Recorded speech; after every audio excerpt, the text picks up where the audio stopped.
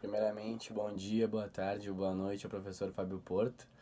Estou aqui, então, para falar um pouco da avaliação contínua, do segundo bimestre, que é sobre o processo real, então, e explanar um pouco sobre esse processo. Bom, o caso, ele trata-se de uma ação declaratória acumulada com pedido indenizatório em face da União Federal. A autora da ação pleiteou que fosse declarado o ato ilícito no ato da prisão, a suspeição do juiz, a prorrogação da prisão sem requisitos legais, o cumprimento excessivo do mandado de busca e apreensão e de prisão, encarceramento em regime impróprio e mora na conclusão da investigação. Além disso, ela requereu a indenização a títulos de lucros cessantes no valor de R$ 505.600,93, bem como danos morais. Conforme visto em aula, o processo ocorreu pelo rito comum, o que significa dizer que desde a petição inicial até a sentença, ele estava na fase de conhecimento, de cognição. O rito comum passa pela fase postulatória, saneadora, probatória e decisória. E a fase decisória é onde o juiz, então, ele profere a sentença do caso, do processo.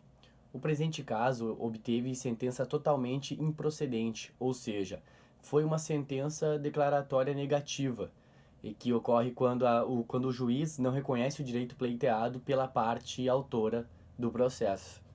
Na sentença em relação ao mérito, o juiz fundamentou que não foi reconhecido o abuso de poder por parte dos policiais federais, pois não comprovado qualquer tipo de agressão na fase probatória com a oitiva das testemunhas. Por fim, ele condenou a parte autora ao recolhimento das custas processuais e ao pagamento de honorários advocatícios devidos à procuradora da parte ré, que foram fixados em 8% sobre o valor da causa. Diante da improcedência do pedido, a parte autora interpôs o recurso de apelação, que é o recurso cabível contra a sentença proferida pelo juízo, com a finalidade de atacar a decisão, então, proferida pelo juiz. Os requisitos para interpor tal recurso encontram-se elencados nos artigos 1009 a 1014 do CPC. Em relação à apelação, então, o artigo 1009 diz que da sentença cabe apelação. Parágrafo 1º.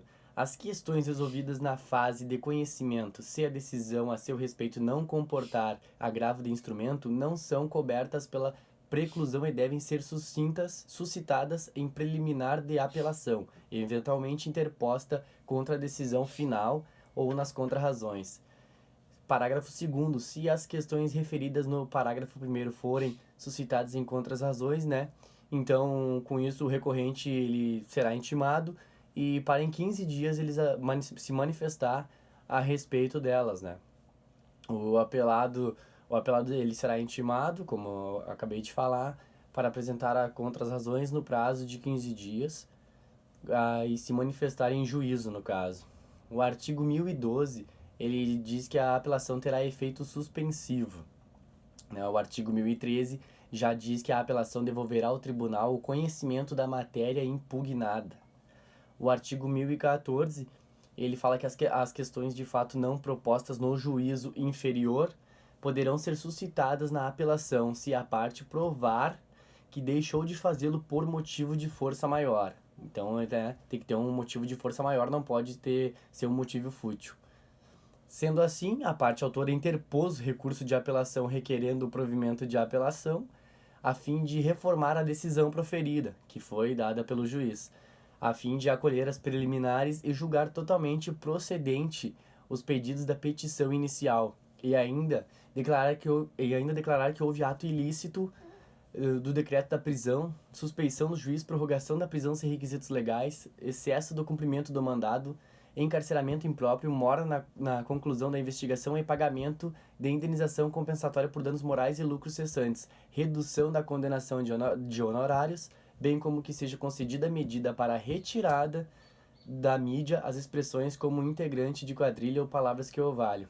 Teve uma repercussão muito grande, da mídia nessa questão desse caso aí, então por isso que ela estava pedindo isso na apelação, ela estava pedindo que retirassem essas questões da mídia aí, Queria agradecer então ao professor Fábio Porto, tá aqui a minha conclusão sobre esse trabalho, que é a avaliação contínua do segundo bimestre.